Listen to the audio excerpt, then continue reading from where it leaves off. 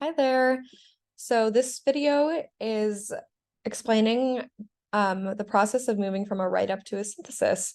And this is really exciting because this is where all of our hard work and research comes together to become a formal synthesis that gets put on the website, and it's just a product of our research. So a big misconception in the lab is that a write-up and a synthesis are the same thing.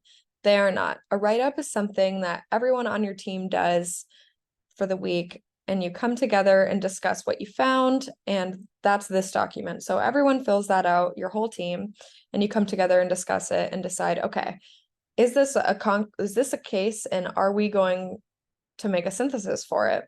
And so if you decide yes, then someone in your group is going to volunteer, hopefully, to do the synthesis for that week. So because I was a returning member of the lab and felt comfortable writing a synthesis for this week, I volunteered to do it.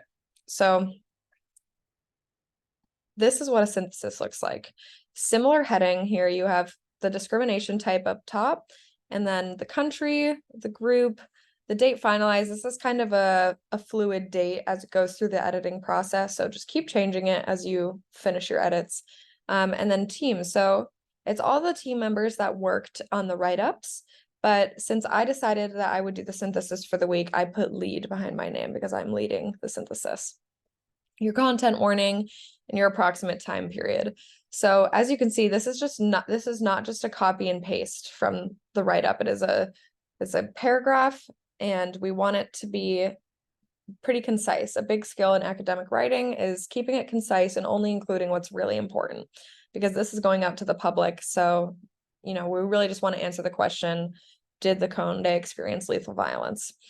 And so obviously we decided yes. And here, I just give a little bit of background information, and I explain the evidence that we found that the Conde experienced lethal violence. Super important in text citations here. This is going out to the public, and text citations in any scientific writing is crucial. So definitely want to include that. And then, you just go over the current situation and then the data quality. So obviously, we only found one instance here, and it wasn't a super reliable source, but the whole point is writing up if we found anything. So we did decide to do a synthesis on this. And here I'm being transparent that the data quality is a 1 out of 3. Also, we have sources. We always alphabetize here. So there's only 2 sources on this one, APA format. So now we have successfully transferred the write-up into a synthesis. Then this gets submitted in the synthesis folder for that week. This will go through an editing process with the lab editors and liaisons. So you'll have a punch list where we write, okay, so Kelsey did the synthesis for this, and it'll be assigned an editor. They will put an X once they've edited it. They've made some edits. They'll just make them right in here so that you can see them. Once you resolve them, you'll put an X on the punch list, resolved, and hopefully that's all the editing it needs to go through, and all of our hard work will come together to be posted on the Inclusive Human Learning Group website, which is the whole reason why we're here. So this is a really important phase and kind of reminds us of why we're doing what we do.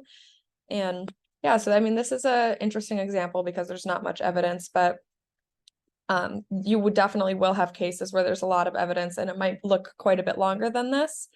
But yeah, syntheses are the final phase. So if you have any questions on anything, again, I am more than happy to answer any questions as well as the lab liaisons. So awesome.